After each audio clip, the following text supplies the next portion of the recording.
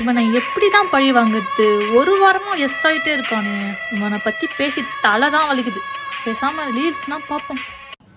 நான் முகேஷ் 1 வருஷம் குட்கா தின்ன இப்ப வாய்க்கு ஐடியா அவனை மாட்டினடா, மாட்டினேன். வரேன்.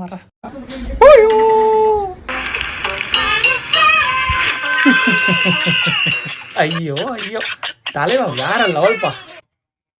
இது என்னது? பேண்ட். இதெல்லாம் ஒரு டவுட் ஆடி. இங்க பாரு, இது என்னன்னு. ஏய், நான் உன்னை எப்போ கல்யாணம் பண்ணனோ அப்போவே இந்த பழக்கத்தெல்லாம் விட்டுட்டேன்டி. இப்போலாம் நான் இதை தொடரதே இல்லை.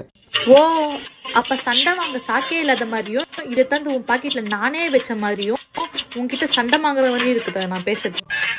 ஓஹோ, புரிஞ்சு போச்சுடி, எனக்கு புரிஞ்சு போச்சு. 1 வாரமா நீ நானும் சண்டைவே போட. உனக்கு என்கிட்ட சண்டை போடாம இருக்க முடியாது. அதனால எதை பிளான் பண்ணி என்கிட்ட சண்டை போட பிளான் பண்ற.